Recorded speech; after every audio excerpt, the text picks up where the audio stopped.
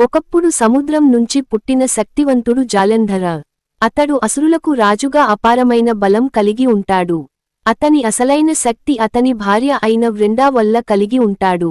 ఆమెకు భర్తపై ఉన్న నిజమైన భక్తి వల్ల జలంధరుడు యుద్ధాల్లో ఎప్పుడూ ఓడిపోకుండా ఉండేవాడు. ఒక రోజు జలంధరుడు దేవతలతో యుద్ధం మొదలుపెట్టాడు. ఇంద్రుడు, దేవతలు అంతా ఓడిపోతూ ఉండగా చివరికి లార్డ్ శివ స్వయంగా యుద్ధానికి దిగాడు.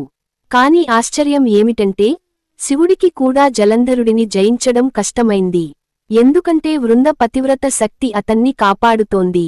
అప్పుడు దేవతలు ఒక ఉపాయం ఆలోచించారు. లార్డ్ విష్ణు జలంధరుడి రూపంలో వృంద దగ్గరకు వెళ్లాడు. వృంద తన భర్త వచ్చాడని అనుకుంది. అలా ఆమె పతివ్రత ధర్మం భంగమైంది. ఆ క్షణంలోనే జలంధరుడి రక్షణ శక్తి పోయింది.